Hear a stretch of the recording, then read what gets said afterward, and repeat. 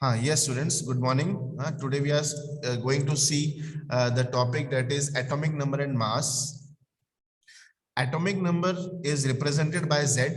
Atomic number is represented by Z, and it is very simple concept. Atomic number is the number of the protons present in any atom. है ना? I hope all of you remember where exactly the protons are present in the atom. Protons are the subatomic particles which are present inside the nucleus of the atom. बहुत छोटे छोटे atom के अंदर जो nucleus होता है, nucleus के अंदर जो सब एटॉमिक पार्टिकल जो प्रोटॉन्स प्रेजेंट होते हैं, उनके कितना नंबर है, व्हाट इज द नंबर, है ना, कितने प्रोटॉन्स प्रेजेंट है एक एटम में, जितने प्रोटॉन्स प्रेजेंट होते हैं ना, एक एटम में जितने प्रोटॉन्स प्रेजेंट होते हैं, that is the number of that is the atomic number of any atom, and it is represented by Z. It is represented by Z. For example, hydrogen mein in hydrogen one proton is present, so atomic number is 1, है ना. Similarly, in helium two protons are present, so atomic number is 2. In lithium there are three protons present, so atomic number is 3, and it is represented by Z. Z से इसको हम क्या करते हैं, represent करते हैं. नेक्स्ट देखते हैं बेटा, मास नंबर क्या है. बहुत सिंपल सा टॉपिक है, very easy topic to understand. The sum of the protons and the neutrons present in the atom. एक एटम में के न्यूक्लियस में क्या क्या प्रेजेंट होते हैं. We have discussed these topics also, कि जो एटम होता है, एटम के न्यूक्लियस में क्या क्या प्रेजेंट होता है, प्रोटॉन प्रेजेंट होते हैं और न्यूट्रॉन्स प्रेजेंट होते हैं.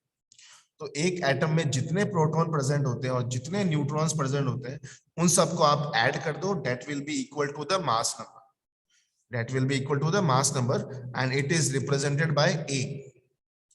जैसे हमने एटॉमिक नंबर के लिए Z रिप्रेजेंटेशन के लिए यूज करते हैं, सिमिलरली किसी भी एटम के मास नंबर को रिप्रेजेंट करने के लिए हम क्या यूज करते हैं, we use A. Okay, we use A. So how to calculate, all of you got it, है ना. इजीली हम जो है किसी भी एटम में जितने प्रोटॉन्स प्रेजेंट है, न्यूट्रॉन्स प्रेजेंट, उनको ऐड कर दो, that will be equal to the mass number. Now one very simple, very easy concept to understand it. बहुत इजी से कॉन्सेप्ट है जो आपको समझना है. क्या कॉन्सेप्ट है, all of you see, try to understand. Now tell me, जब हमने इलेक्ट्रॉन्स, प्रोटॉन्स और न्यूट्रॉन्स को डिस्कस किया था, बहुत ध्यान से सुनेंगे, इजी सा कॉन्सेप्ट है. वैसे तो आप ये जनरली आप इसको इजीली आप घर पे ही पढ़ो तो समझ सकते हो कि मास नंबर ये होता है, एटॉमिक नंबर ये होता है, बट इसमें कॉन्सेप्ट क्या है, that you have to understand. When we have discussed the sub atomic particles, तो हमने डिस्कस किया था कि जो सब एटॉमिक पार्टिकल्स होते हैं, they are of 3 types: electrons, protons and neutrons. Electrons are present outside the nucleus. Protons and neutrons are present inside the nucleus. Okay. Now, electrons do not have any mass. Electrons में क्या होता है, कोई भी mass present नहीं होता है. Electrons do not have any type of mass, but mass किस में present होता है? Mass is present in the protons also, and mass is present in the neutrons also. तो मास किस किस में प्रेजेंट है, प्रोटॉन और न्यूट्रॉन में ही प्रेजेंट है, इलेक्ट्रॉन्स में प्रेजेंट नहीं है. इसीलिए मास नंबर में हम क्या कैलकुलेट करते हैं, मास नंबर में हम इलेक्ट्रॉन्स को इंक्लूड नहीं करते हैं. मास नंबर में हम प्रोटॉन्स और जो न्यूट्रॉन्स होते हैं उन्हीं को इंक्लूड करते हैं. We include the protons and neutrons only. We do not include the number of electrons, because electrons do not have because electrons do not have any, yes, because electrons do not have any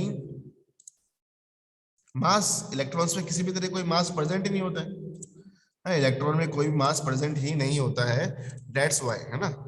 electrons में कोई मास present ही नहीं होता है, इसीलिए क्या होता है कि हम इलेक्ट्रॉन्स को इंक्लूड नहीं करते हैं. We do not include the electrons as the part of the mass number.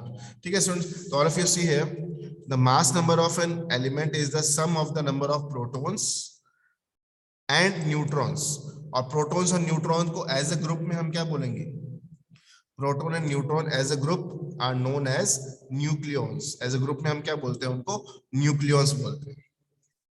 Present in the nucleus of an atom of the element, the mass of an atom is mainly the mass of protons and neutrons in the nucleus of the atom. Okay students, very easy concept। एक atom में electrons का मास तो होता ही नहीं है, मास सिर्फ किसका हम कैलकुलेट करते हैं?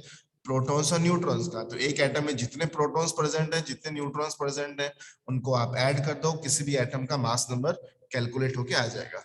फॉर एग्जाम्पल कार्बन, कार्बन का मास नंबर कितना होगा? 12। Now why the mass number of carbon is 12?